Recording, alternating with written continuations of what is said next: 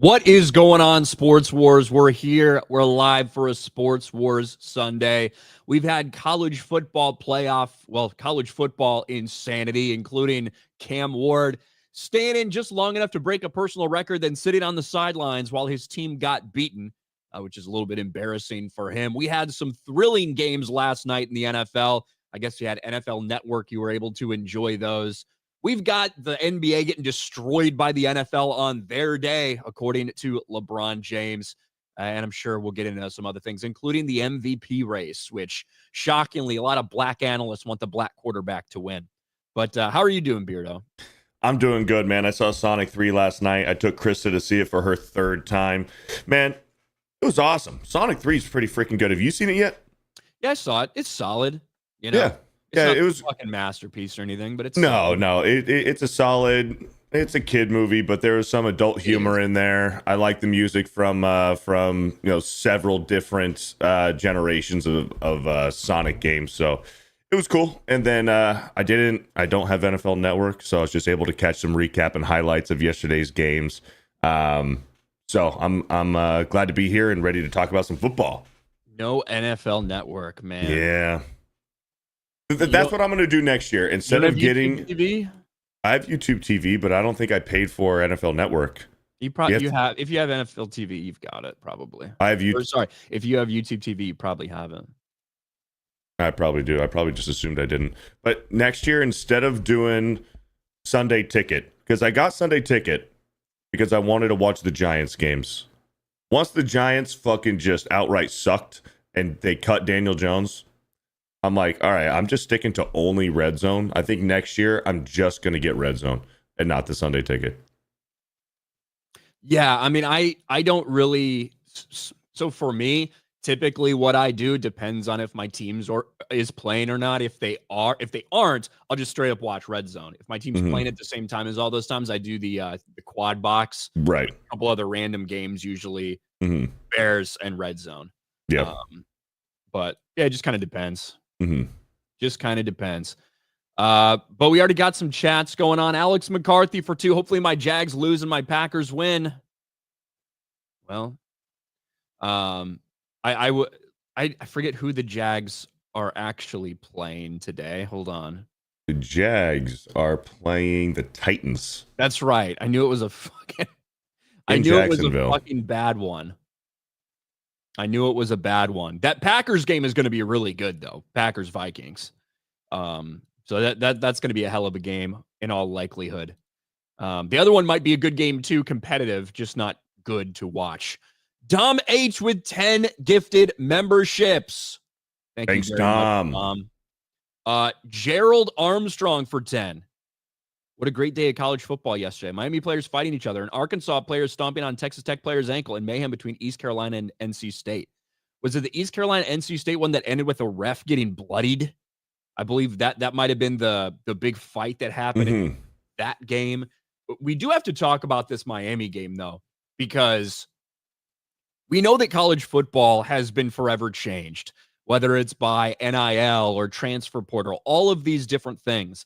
And now you've got these guys who are literally making millions out in the open, right? Some people were definitely making money on the side for a long time in college football. But now it's all out in the open. These guys are making a shit ton of money to come play for these schools.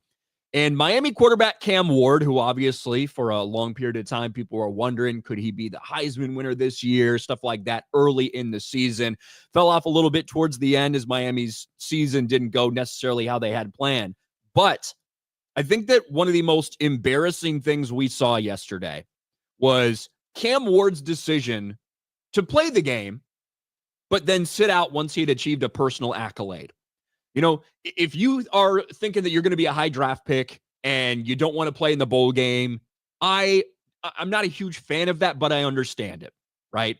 It's a different thing altogether to be like, no, I'm going to go out there and risk injury to set a personal record, and then I'm going to sit on the bench as the other team comes back and beats my team in a 1-point game that we would have won if I had been on the field.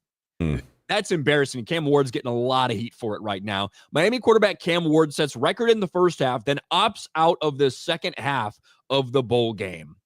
Ward played Miami's bowl game, threw 3 touchdown passes in the first half to set a new NCAA Division I record. So for career touchdown passes. And then sat the second half and watched as his teammates lost in a 42-41 heartbreaker to Iowa State. To me, that's fucking embarrassing, man. It really is fucking embarrassing. And I get why there's going to be a lot of people that have a lot of criticisms for who Cam Ward is as a person to do something like this. Yeah, and a lot of those people are NFL GMs and NFL coaches looking at this and seeing that Cam Ward isn't necessarily a team player. I think this is a black eye on his recruitment, on his NFL resume here. It doesn't look good, and and a lot of these NFL GMs are going to look at this game in particular and say, do I want this guy to be our franchise quarterback? It's become so normalized for a lot of these guys to sit that if he sits, there'll be a little bit of grumbling, but there's not going to be much, right? If you sit for one of these bowl games at this point in 2024 college football. But to come out and be like, oh, I will risk injury to get this, obviously impressive personal accolade, most touchdowns in college football Division I history, but also that I'm going to then sit on the sideline and watch as my team struggles because I'm not there and ultimately lose the game by a fucking point. Like, and he's getting blasted for it. Some people are defending him like RG3. Same people criticizing Cam Ward for sitting out the second half would be saying how dumb it was for him to play if he got hurt. He didn't have to play at all. Instead, he gave us a half of jaw-dropping play. Stop villainizing these student athletes. They're not really student athletes anymore. No. They're not. They're making decisions based on money and things like this. They 100% are able to be criticized. And he was getting blasted from the vast majority of people yesterday. RG3 got a lot of pushback on his tweet. If you want to keep yourself safe, you don't want to get hurt, just don't play. Don't come, because now you have clearly just stated, I'm not going to go out there for my team. I'm going to go out there for me to set a pointless record in a bowl game. Mm-hmm. A cool record to have, but ultimately kind of meaningless. And then I'm going to sit there and watch them lose. That's bullshit, man. I imagine his teammates probably not super happy with him right now, but he's leaving. So I guess it doesn't matter. Yep. Guess it doesn't matter. I hate that, man. That's so stupid. He made the worst decision. Yeah. The absolute worst decision. I agree. Think that either you play or you don't play. You can't do this halvesy thing. Right. Because then it looks even fucking worse on you. 100%. It's become normalized enough that if he played, no one's gonna, or if he sat, no one would bat an eye. Now, respect to Shedeur Sanders and Travis Hunter for going out there and playing in their bowl game. Too bad they got the shit stomped out of them by a bunch of Mormons. BYU came in and just fucking put the smackdown on Colorado. Embarrassed them yesterday. At one point, I think it was like 27 or 28-0 at one point in this game. Yeah, it wasn't good. Was not good for Colorado yesterday. Let me see if I can find that. All that Travis Hunter girlfriend distraction, man.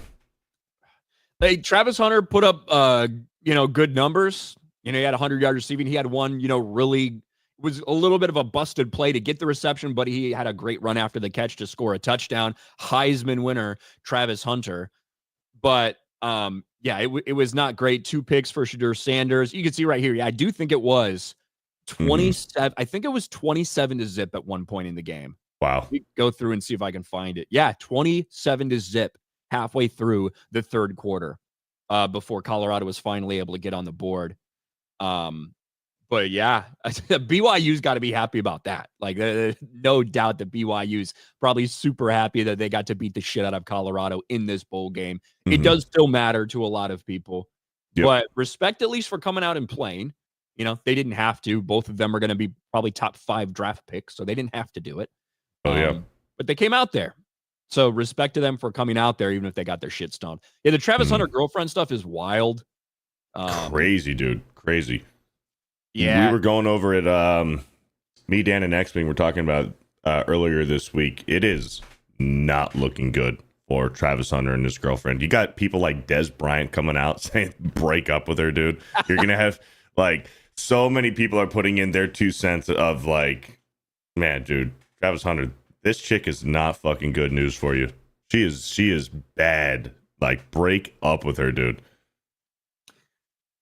Yeah. And obviously I think the reason this happened is because the Heisman, like during the Heisman She didn't ceremony and stand stuff, up. they did a bunch of stuff. Even before that, they did a bunch of stuff with the wives and girlfriends of the Heisman fucking things. And they made a big deal about them. They did a couple little video clips and everything.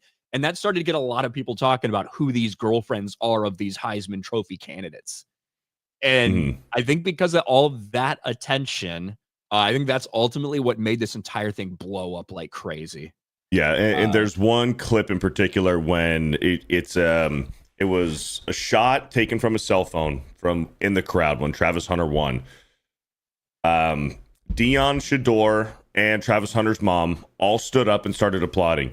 Travis Hunter's girlfriend sat down, looked like she couldn't give less of a shit, and Dion had to reach over and nudge her and tell her to stand up. And now there's been videos of her bitching that there was a fan meet and greet for Travis Hunter, and she was just complaining on the couch saying, like, what am I supposed to do? Just sit here and wait? And now there's videos of her twerking and dancing and just throwing her ass around on rappers and music there's videos videos. of her in bed with other dudes and making them breakfast and stuff now. It's While she was dating Travis Hunter. While she was in a relationship with Travis Hunter, she was doing this. Now there's dudes, and it seems to be a common theme. Like, she's going after rappers.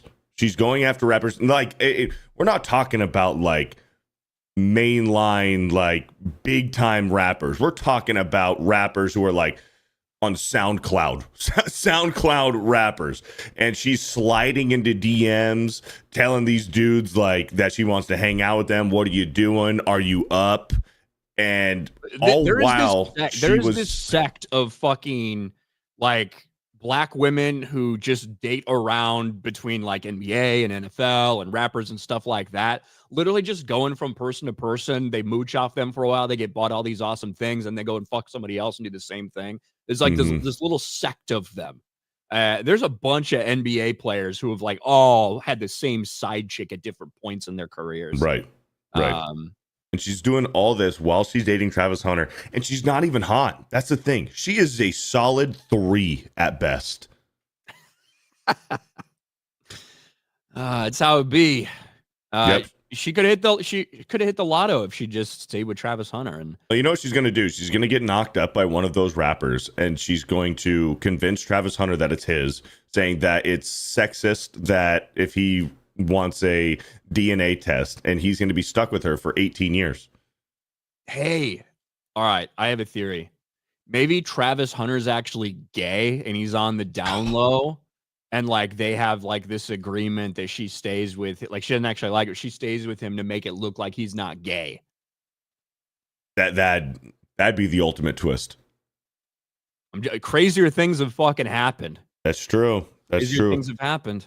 I don't know. I've seen some of these videos. Like there was one for their engagement celebration Instagram live stream. They're wearing like matching Halloween pajamas, and it's so cringe. And Travis Hunter's just talking about how much he loves her. And she's like, yeah, well, I wasn't really interested. He was in my DMs. I left him on red for 2 months. He kept bugging me and bugging me. Yeah, he's not really my type. I tried to friend zone him, and then I invited him to a party because nobody else wanted to go with me, so I just invited him. And then that night we both got a little too drunk and we hooked up, and yeah, and you know, I guess I gave him a chance. And Travis Hunter's like, and now we're in love, and it's like, bro, like, I think he clearly actually likes her, but she wants nothing to do with this guy. Annie's burnt candle. I don't condone what she did with that relationship, but don't love all women in that. I'm not. I'm saying that there is a specific sect of predominantly black women who do this type of thing with athletes and rappers and whatever, these women that don't have any actual fucking skills. They're just Instagram thoughts, like shit like that go around. And there's fucking white women that are chasing in that too. But you can go down a rabbit hole and look at some of these women who have just specifically like dated all these different NBA players or NFL players or rappers, and they hop from one You to can another. throw the entire Kardashian family in there. Yeah, you could. Yes, you could.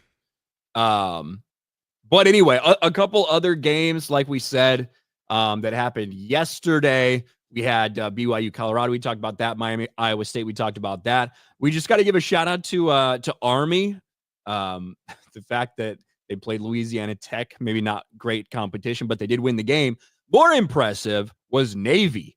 Navy beating Oklahoma after Oklahoma went up 14-0 in the game. And Navy comes back and wins. So Oklahoma beats Alabama, 24-3, gets beat by Navy 21-20. I think that means that Navy's actually better than Alabama. I think that's what those properties would indicate. So Navy is better than Alabama. How about that? Mm-hmm. Wild. But we did also have some NFL games, yes, we had some NFL games specifically yesterday that I wanted to go over. Let's see if we can find these ones from yesterday. Saturday. All of these games had playoff implications. Obviously, this one only for one team. The Chargers beat the ever-loving shit out of the Patriots. And there has been talk about Gerard Mayo and if they're willing to fire him, like stuff like this. The fact that he was kind of groomed to take over that position led me to believe that they would stick with Gerard Mayo unless you had kind of a disastrous fall apart. That's a rough loss for the Patriots at home to the Chargers, who haven't exactly been just like setting stats on fire offensive wise this season. They haven't. Mm-hmm. And they gave them a 40-7 fucking beatdown. Yeah. Do you think Gerard Mayo stays around? I think he does, but I don't think he should. Gerard Mayo has had several hiccups this season, throwing his players under the bus, not taking responsibility. But he's a quiet head coach, and I guess that's kind of like the Patriot way, taking after Bill Belichick. He has opened up his mouth and said some stupid shit this season, but that could be just rookie mistakes, I guess, rookie head coach mistakes. But yeah, the Patriots got their fucking asses beat yesterday. And I like what I'm seeing from Drake May. He started the season off a little slow. I mean, when he first started, when he was first starting, when Jacoby Brissett got injured and Drake May had to come in, he started off a little slow. He's a little quiet. He's had some great games. There was that one crazy, it was either late in the fourth quarter overtime game when he led a crazy drive. I like what I'm seeing from Drake May, but still his rookie year. And this Patriots team is not very good. And that's almost kind of a compliment because they're fucking terrible. Not a lot of talent on that Patriots team other than maybe Christian Gonzalez and Drake May. But yeah, I mean, the Chargers needed to win and they kicked the Patriots' ass. Yeah, they absolutely fucking annihilated them. This is the game I really wanted to get into because, we're going to talk a little bit about MVP conversations a little bit later because Ryan Clark and all of the black people at ESPN think Lamar Jackson should win MVP and not Josh Allen. I don't know why they could possibly be saying that. But if the Cincinnati Bengals were a team that was 11-5 or 12-4 or something like that, it feels like a foregone conclusion that Joe Burrow may be the MVP with some of the numbers that he's put up this year. Right. But this one came right down to the wire and more. This game does go into overtime. Joe Burrow extends it's now 8 straight games with at least 250 yards passing and 3 touchdowns, which extends him as the longest streak in history to do that. And of course, a lot of this has been as the Cincinnati Bengals have been in must-win mode. They still have a shot at making the playoffs. A lot of things have to go their way. The Broncos, I think, have to lose to the Chiefs. I think that the Colts and the Dolphins have to lose one of their games as well. So a lot still has to go right. The Bengals do not control their own destiny. But, holy shit, they still have a chance despite that terrible start that they had. And Bo Nix and the Denver Broncos continue to come back and force overtime. The Bengals missed a field goal, like a 33-yard field goal that would have won this game. And I thought it was going to end in a fucking tie. But they're able to force a punt quickly, get the ball back. They drive down the field. We're not going to settle for a fucking field goal this time. They go in the end zone and score. T. Higgins had 3 touchdowns on the day. Man, Joe Burrow and the Bengals continue to stay alive somehow. They got it done, man. And well, the Colts have to lose for the Bengals to have a chance. But here's the thing with the Bengals now, with the Colts, Anthony Richardson might be done for the year. Or at least the regular season. So you got elite Joe Flacco playing for the Colts. And that he hasn't. I think he has 1 win in his 5 starts. He's 1-4 or 1-5, I think, this year as the Colts starter. So not really the kind of level of play we saw from Joe Flacco last year with the Browns when the Browns needed a playoff push. Joe Flacco hasn't been as clutch for the Colts. But I think last year's Browns are better than this year's Colts. So we'll see. But now the Bengals have a shot with Joe Flacco starting quarterback for the Colts. Yeah, it's all 4 of these teams are technically still alive. All of these teams are technically still alive, including the Cincinnati Bengals. Over on the NFC, the Rams still technically have not clinched with that victory yesterday. But obviously, depending on what might happen today, we can see the Falcons and the Tampa Bay Buccaneers. That one's going to come right down to the wire. So Seahawks, Tampa Bay, Washington Commanders, Atlanta Falcons, and Rams all fighting for these 2 playoff spots that are still up for grabs. 3, because there's going to be 1 wild card, and 2 of these will be division winners. So a little bit more complex in the NFC. Based on what we can see happen over the next couple days. And we'll get into our picks for the NFL games on Sunday today. There's no Monday game, is there? Let's see. I don't think there's a Monday game this week. It doesn't look like it. Look, we had Wednesday game, Thursday games, Saturday games, Sunday games. It's been a week of fucking NFL. No, there is. You have all these college bowl games going on. There's a Monday game. There is. Lions at 49ers. Ooh. Could have been exciting earlier this season. Now I don't know how exciting that game is. Right. Stephen DeLeon for 5. Bills Mafia. Notre Dame rules all. Shout out West Texas. Hi, Ryan and Beardo's receding hairlines. Thank you. Oh, thank you, Stephen. Luke Stone for 2. The illegal pirating streams for Red Zone are huge. Yeah, they are. I've even seen NFL players posting clips before. And you can see that they're on a pirated website. Really? Yeah. What? Watching Extreme East or something? Yeah, exactly. Stuff like that. Where you can see the website title, just like a little watermark. B Chain, UConn won the Fenway Bowl against North Carolina. First bowl since 2010. Jim Mora Jr. has turned the program around. Maybe a Jim Calhoun for football. Listen, I don't know if UConn in its current state, out of a conference, stuff like that. I don't think there's really any hope for them to have programs that are contending for national titles. I don't think that's a possibility, like Jim Calhoun obviously did with UConn. But, they're better. They won a bowl game against North Carolina, Bill Belichick's new team. So it's going to be interesting to see what happens with North Carolina going forward for sure. Chris Pruitt for 5. Recently, several videos have been made about the decline of the NBA, down 45% in ratings since 2020. Do you think the increase of threes has caused it? I think there's a lot of different reasons that we've seen a decline in NBA ratings. We've talked about this before.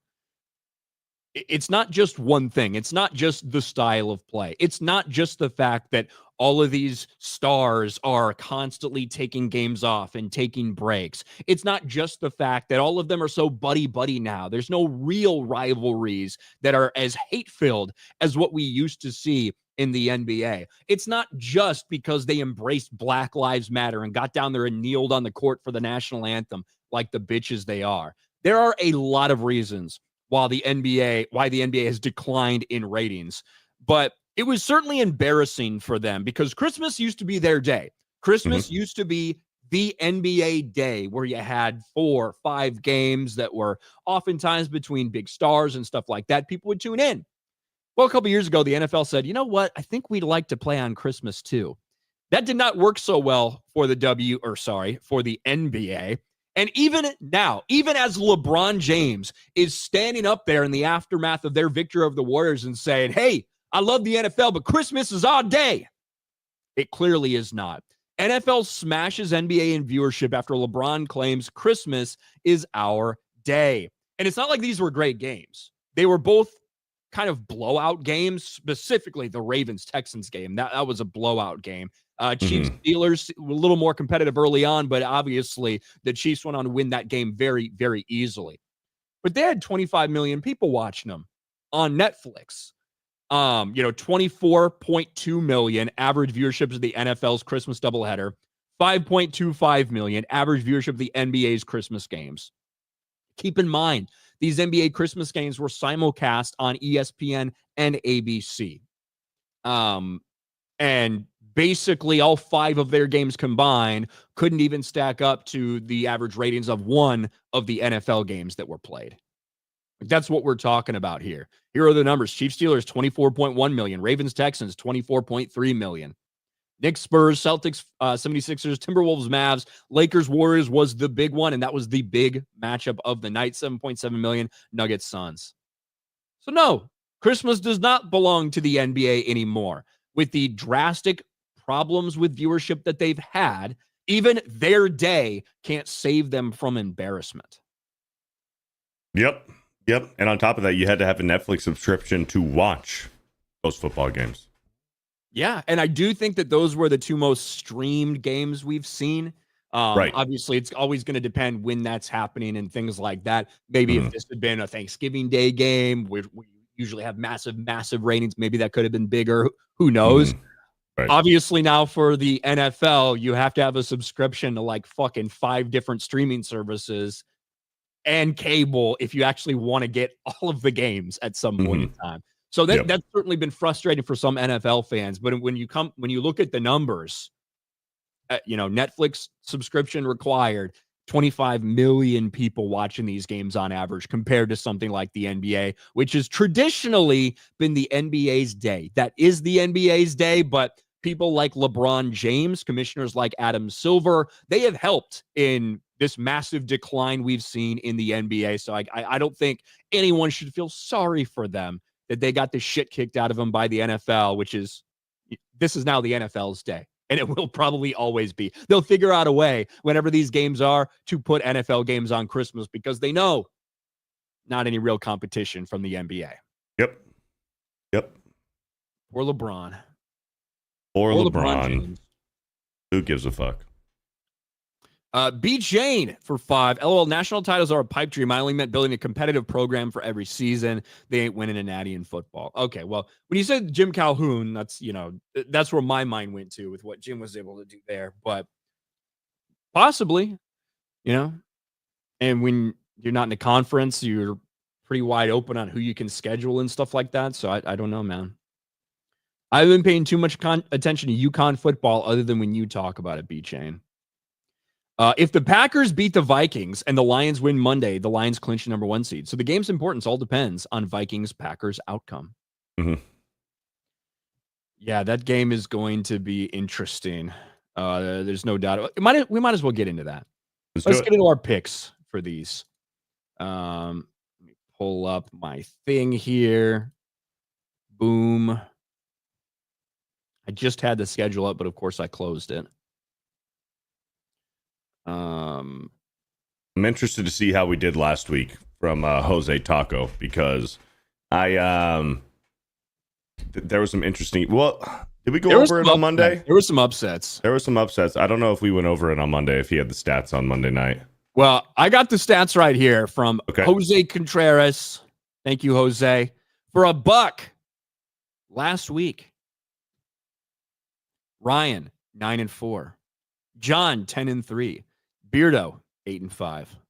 Yeah, I had a feeling.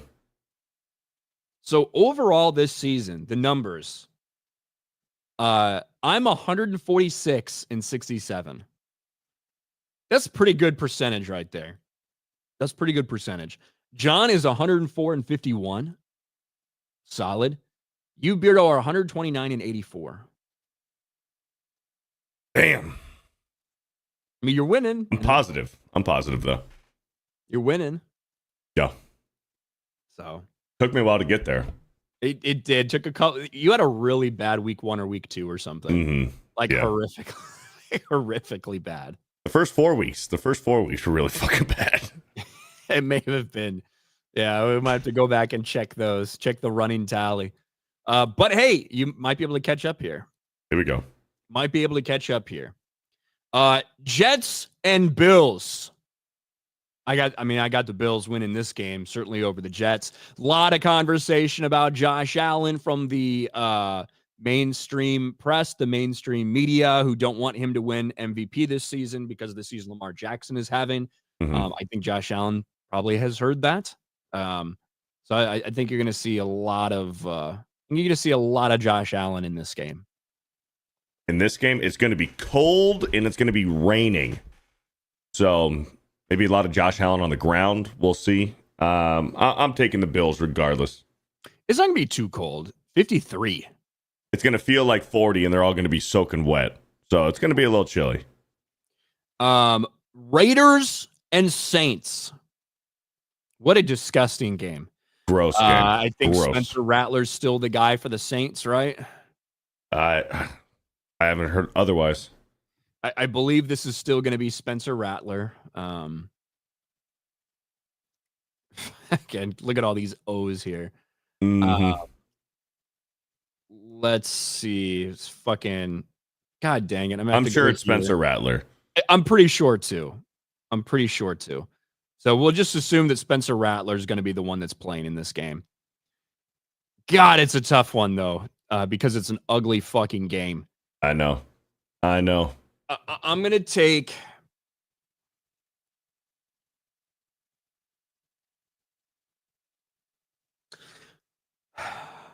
I'm going with the Raiders.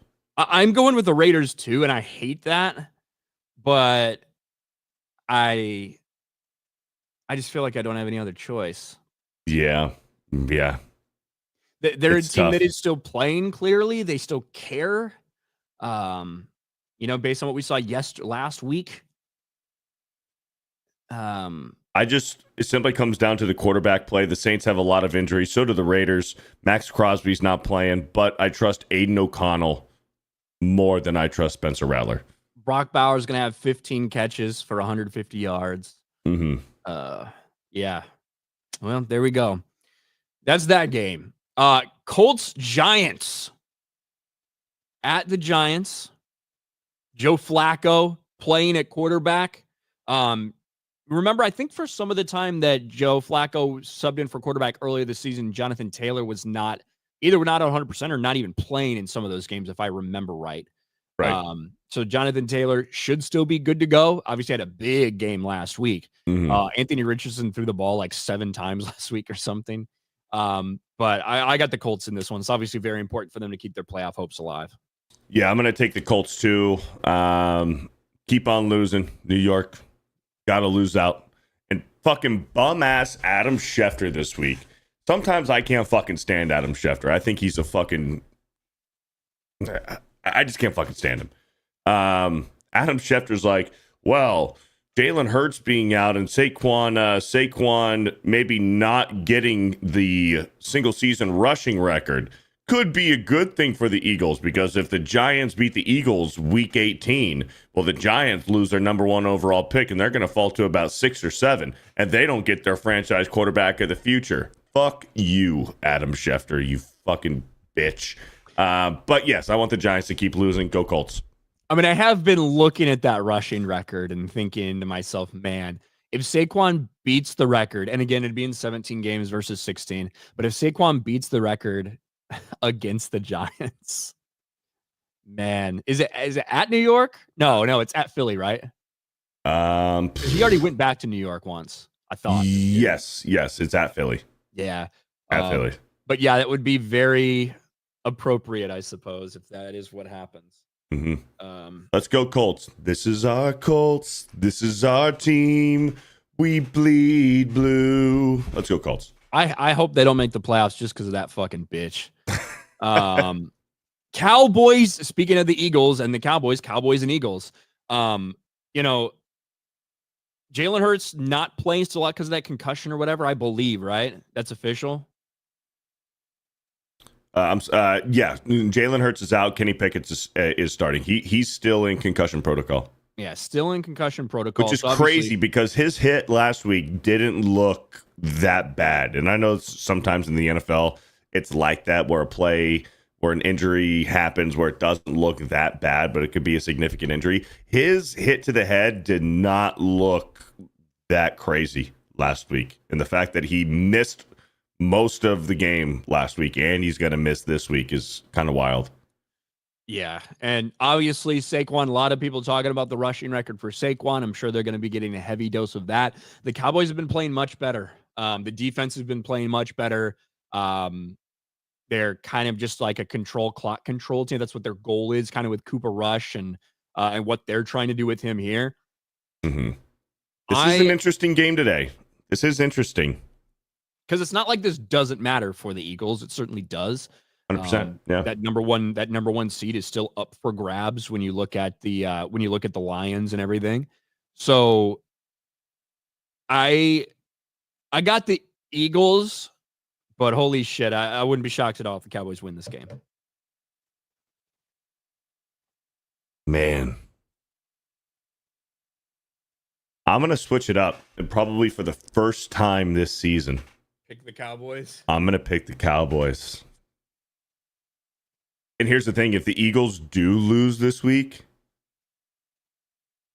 do they even care? Do they rest their starters for sure next week if they lose? And if they're guaranteed, if they lose out on the second seed and they're, going to be locked in to the 3, well, then do they rest? Well, they'll be locked into probably the 2, right? Well, it all depends on Minnesota.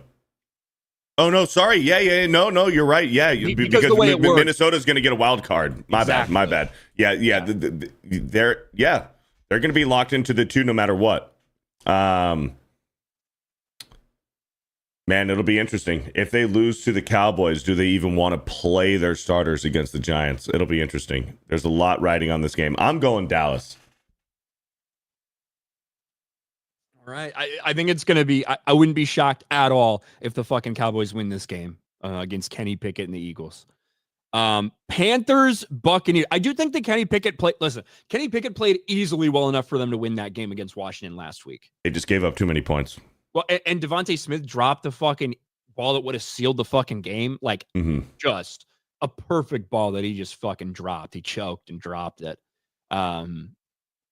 So a whole week of, being ready with Kenny Pickett in that role. I think they're going to come out and play okay. We'll see. Panthers, Buccaneers. I got the Bucs, man. I got Baker Mayfield and the Bucs fighting for that playoff spot. Yeah, must win here for the Bucs. I'm taking the Bucs at home. Must win. I don't like that total, though. I say under. That's a lot of points. 47.5 for these two teams. I'm going under. It is a lot of points. Titans, Jaguars. Gross. Which one's worse? Raiders, Saints, or Titans, Jaguars? I think this one might be worse. Well, the problem is, like, the Saints have lost so many guys, right? When you look at a lot of their skill positions and things like that, Alvin Kamara being out, like whatever. So that's what makes it tough. But Titans, Jags, man. I don't fucking know. Give me the give me the Titans. Give me the Titans. The Jags fucked me last week, so give me the Titans. I'm going to go Titans, too, just because I know that they can stay in games and score points. I don't know what this fucking Jaguars team's doing. I thought Mac Jones was going to be Money Mac last week and beat the fucking Raiders, whoever the fuck they played. But didn't happen. Uh, Dolphins, Browns. Dolphins, Browns. Again, Dolphins need to win for these playoff dreams. So must win for the Miami Dolphins at the Browns, which, sometimes that Browns defense rises up a little bit at home. But I mean, I'm going with Miami. I'm not going to pick the Browns. Yeah, I'm going with Miami too. Even though I'd love to see the Dolphins lose, I'm going to pick Miami. And then Packers, Vikings. Great game. This is going to be a hell of a game. I mean, two teams that are obviously Minnesota Vikings can still win, that first overall, or they can still win the NFC North. Yes. Right. Like that can still happen. But two teams that probably in all likelihood, if everything plays out, going to be fucking scary wild card teams coming in. Mm-hmm. But I got the Vikings find ways to win, man. The Packers have looked really good over the past few weeks. The Vikings have escaped some close ones here or there, but I'm going with the Vikings at home. It's Sam Darnold's year, man. This one's tough, man. This is a fucking coin toss. Mm-hmm. Man. No, fuck it. I think the Packers are going to go in and win. Give me the Packers. Yeah. I think it's going to be a really good game. Falcons, Commanders. Michael Penix Jr. at the helm for the Atlanta Falcons. Washington Commanders coming off a come-from-behind victory over those very same Philadelphia Eagles that we just talked about. I got Washington at home beating the Falcons. And if that happens, we obviously see a little bit of a change at the top of that NFC South as well with that Buccaneers team. Right. What do you think?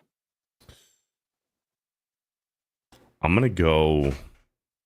Give me the Redskins. Who'd you pick? I picked Washington, yeah. The Redskins, okay. Yep. The Commie Manders. Yep. And then Monday, we've got a big game. The Lions going to the 49ers. The 49ers that had such aspirations and hopes and dreams and all of these things, had all of these things going on. It all fell apart for them. The Lions are having the best season they've ever had in the history of their franchise. I'm taking the Lions at the gay capital of the United States, San Francisco. Give me Detroit, too. Detroit, and they're going to cover that 3.5. I think easily. This game could get ugly quickly. Yeah, I think they're going to take care of business. Yeah. Supposed to be fine weather out there in Santa Clara. So, yeah, I got the Lions in this game. Not really a question. They got a lot to play for, too, obviously, still fighting for that number one spot and the NFC North victory. Mm-hmm. All right. Taker for 5. Even if the Hawks beat the Rams in Week 18, the tiebreaker comes down to basically strength of schedule, combined wins of our beaten opponents. Some of the tiebreakers in the NFL are wild. Yeah. Like offensive points scored or given up or things. Like when you go down like the laundry list of crazy tiebreakers, like every fucking thing can matter sometimes. Yep. UConn football in 1A BCS is like a tragic novel. Quick rise to bowl wins. Edsall betraying them. Fall to obscurity. Now they rise from the ashes. Cool. I would love for the Purdue Boilermakers to get back to a bowl game. Never thought I'd be saying that as sadly as I am now, but that's the current state of Purdue football. Chris Cran, don't jinx my Bucks. Well, we picked them, so I think the Bucks will be fine. The Bucks will be just fine, but you never know. NFC South rivalry. The Panthers have been playing halfway decent football with Bryce Young back. Burn for 5. It's because Hurt's signature play is ramming his head into other men's butt while two other men jam his butt from behind. That is Jalen Hurts. That's his go-to right there. I hate the tush push so much. I absolutely despise it. Yeah, and now you see college teams are running a fake tush push. You see that? I did see that. I was, hey, that's what's going to happen. Got to adapt. Man. Yep. It's going to happen. Everybody's going to start to adapt. somehow they're going to have to find some way to I do think at some point you're going to have enough defenses complaining about the tush push that there might be something done about it. But I don't know what that's going to be, you know? Um, is it going to be they don't let people shove an offensive player from behind? Do you know what I mean? Right. Yes. Yeah. I do think at some point there's going to be some sort of complaint about it, and I don't Yeah. know how it's going to work. I don't know what they're going to do. Having a running back or a lineman push the quarterback forward, is that going to be illegal on a tush push? I can see that. I can see that happening. Yeah, but then the problem is, do you would it just be okay? This can't happen within the within the offensive line, within the tackle box, within fucking plus 1 or 2 yards of line of scrimmage, right? Because then you see all the time, guys that get 5 yards down the field, they get 2 guys on them, but they're still going a little bit. Guys come up from behind them and fucking push them and keep them going. Seems to score touchdowns like that sometimes. Are they going to try to take that out if you implement a rule like that? Right. So, Taker for 5. If the Bengals miss the playoffs, someone should put Chase and Burrow in the Lincoln Park video. In the end, I tried so hard, got so far. But in the end, it doesn't really matter. Who's your NFL MVP? I think it has to be Josh Allen. It has to be. Just the year that the Bills are having.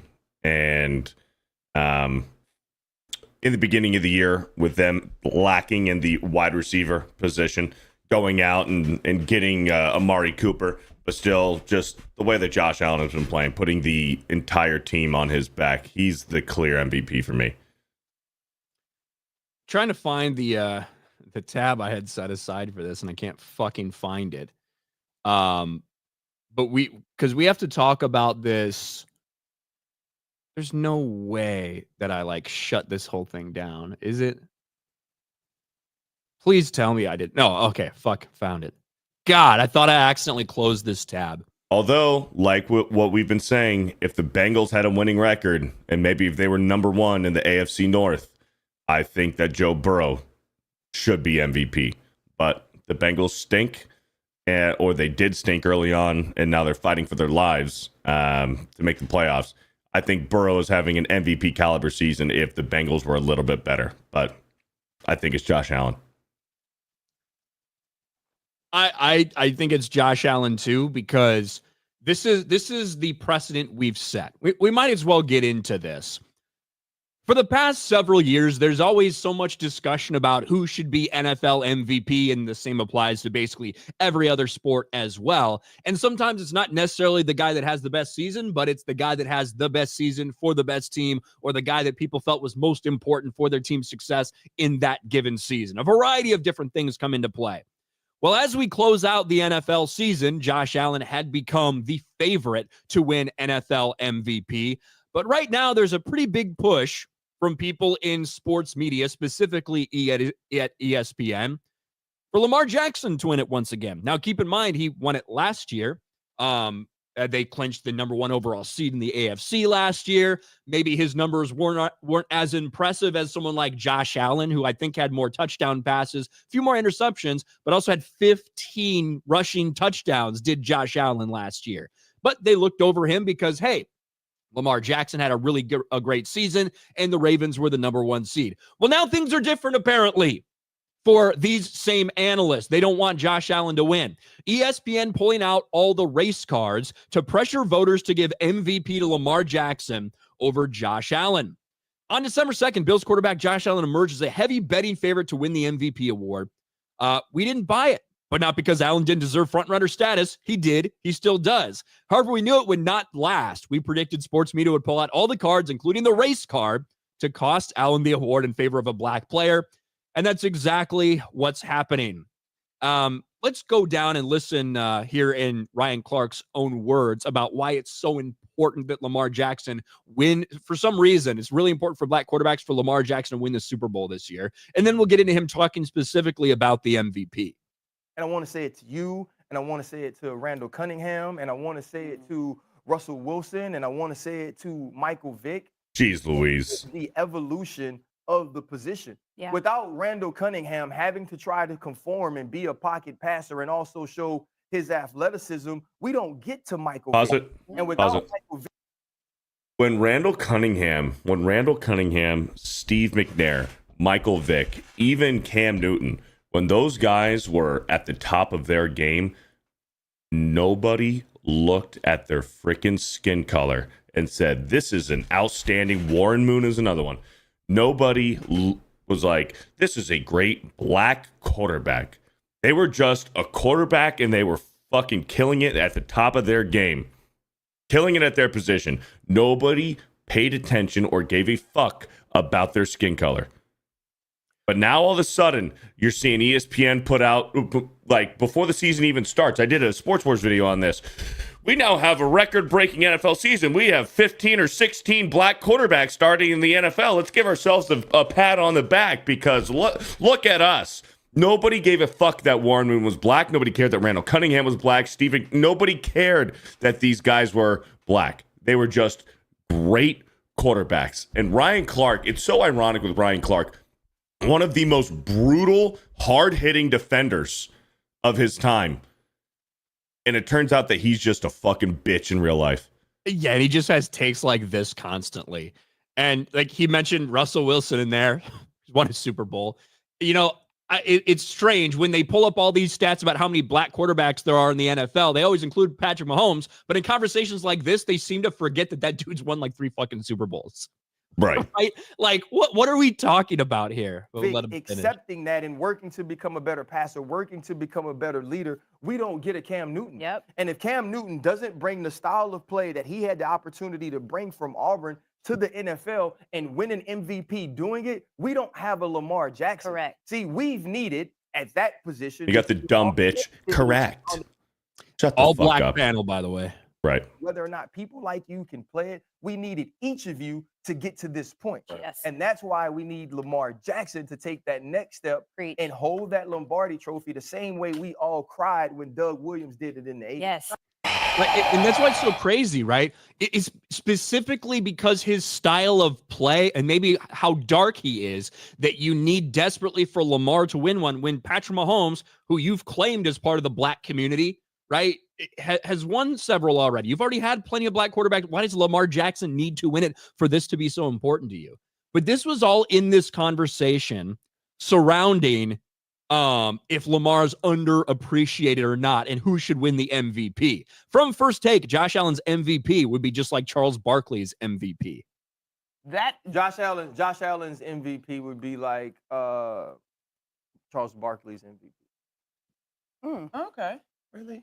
Yeah, because I think right now what happens with people like Patrick Mahomes, with people like Lamar Jackson, is we get fatigued, and I think the voters get fatigued. And what happens is the MVP becomes a narrative-driven award, right? Every time you see the numbers put up on the screen, you can clearly look at those numbers and say that guy's having a better season than Josh Allen. Although Josh Allen is having a great season. Yes. Better than expected. Josh Allen is having an MVP caliber season, but you win an MVP because you're better than everybody else. Cam Newton looks like he belongs in a circus.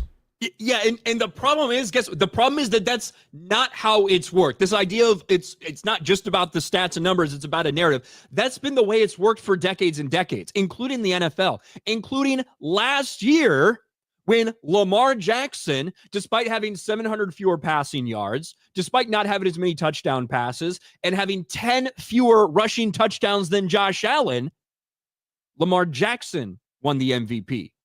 Lamar Jackson was a Charles Barkley fucking MVP. That's what it was, right? Because he was on a team that overperformed what people thought, and he was the best player on that team. Now this year, you're not as good record-wise. You added Derrick fucking Henry to your team, who's also having arguably an MVP caliber type season for Derrick Henry. And yet Josh Allen is the guy who wasn't expected to do this much, who does seem more to be carrying the team on his back, even if those numbers don't necessarily stack up. Mm-hmm. So it's a fucking double standard from these cocksuckers. That's what it is. It's this all black panel who all pushed for Lamar to win it last year, and now when the tables are turned, don't want the white quarterback to win it. It is what it is. Joe Burrow would be in this MVP discussion if he weren't on a team that's 500. Right. That these things matter. And you can argue whether or not should they matter or not. Should you just go off numbers or whatever? But the truth is, for decades now, it's not just about who the best player is. It's about the best player on the right team in the right situation where you feel like they're doing more for their team than anyone else. Mm-hmm. And that's Josh Allen this year. Yeah. And Ryan Clark, of course, responded, right, to this entire story. This conversation was not about MVP, but Lamar Jackson underappreciated. Outkick is so desperate to cause division, it'll sensationalize the headline. The MVP nor authentically black was mentioned here. When you work this hard to devalue my thoughts, I know I'm winning. Thank you. Dude, Ryan Clark literally broke down the history of black quarterbacks in the league, going back to Doug Williams, Randall Cunningham, and looked at Cam Newton in the face and said, well, Cam Newton, if you didn't win a national championship at a Heisman at Auburn, we wouldn't have Lamar Jackson. Fuck you. Yes, we would. What are you talking about here? And could you imagine if the roles were reversed? If you had a panel of all white people saying, well, Josh Allen should win, even though Lamar Jackson's having a better year. We haven't had a white guy win an MVP in a while. So we need to vote for Josh Allen to save the sanctity of white quarterbacks. Dude, it would burn the whole thing to the ground. Yeah, and he's also just a fucking liar. Like, this is from First Take, tweeting out the quote, Josh Allen's MVP would be like Charles Barkley's MVP. And you specifically compared him to fucking Josh Allen. Like, you specifically compared Lamar Jackson's numbers to Josh Allen's numbers in this fucking segment that was called, Is Lamar Most Underappreciated? Like, so you're a lying sack of shit. Yep. And of course, he's getting called out for it. ESPN literally shared the headline clip where he ripped the idea of Josh Allen being MVP. Lamar Jackson's won 2. He has the same number of MVPs as Patrick Mahomes, 1 less than Tom Brady. How in the world is Lamar underappreciated? He's a fucking liar, and he's backtracking on literally what he said verbatim. Yeah, and it's not surprising. And of course, it's all going to come down to who actually has NFL MVP votes and how those go. But who knows? Maybe Lamar Jackson. Here's the thing. I would be better with Lamar winning it this year because he has great numbers this year. He just does. I'd be better with him winning this year if they hadn't given it to him last year for the reasons they gave it to him. But that's the problem. His year this year, significantly better than his year last year. He didn't deserve to win MVP last year, right? Unless you add in all these other different things. So now other people have those different things, and that's just the way it fucking is. Yep. So that's how it is every single year. But I guess you're just going to have to fucking deal with it. Lamar, we'll see what the vote ends up being. But there's no doubt that a lot of woke black NFL talking heads in the mainstream media desperately want to take this away from Josh Allen so they can give it to Lamar Jackson for the same reasons they took it from Josh Allen and Christian McCaffrey last year to give it to Lamar Jackson. Weird how that works. Yep. Weird how that works.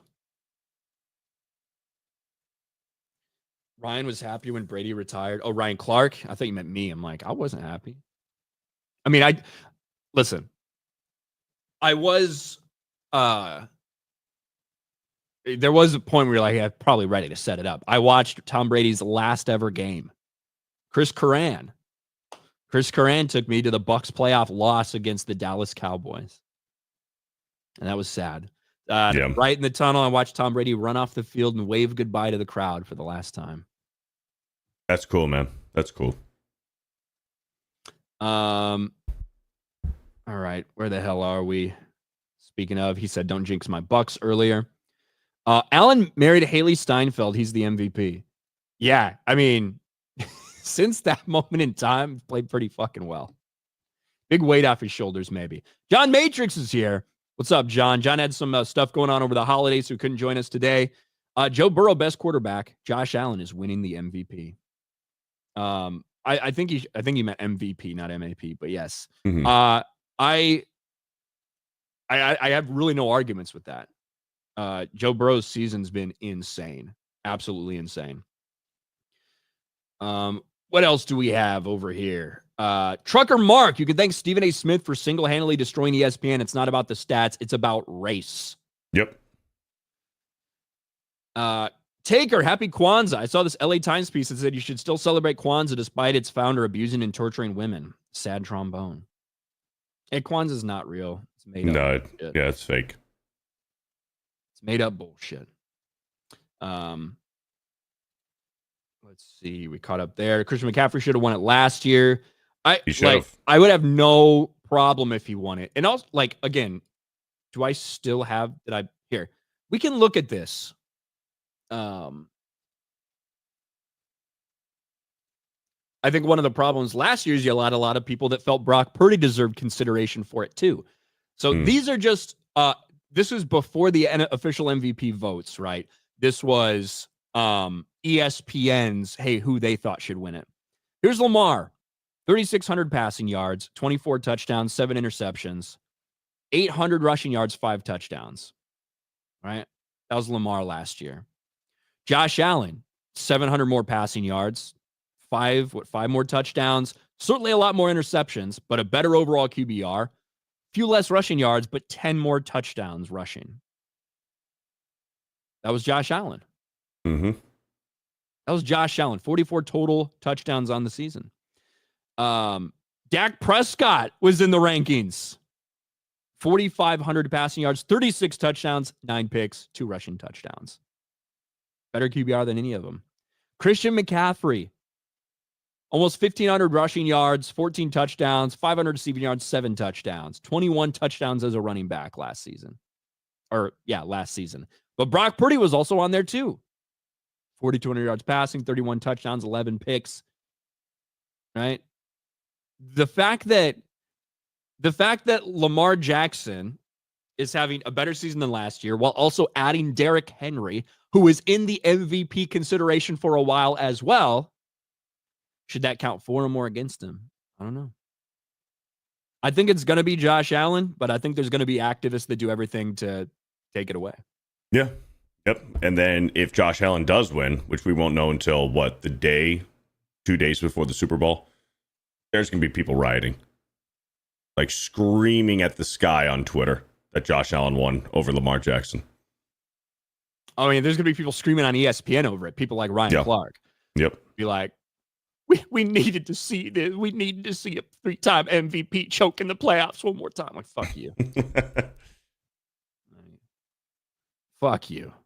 Yeah. Shout out to the 500 people watching us over on Rumble. We appreciate you guys. We're live every Sunday at 11:30 Eastern, 8:30 Pacific time.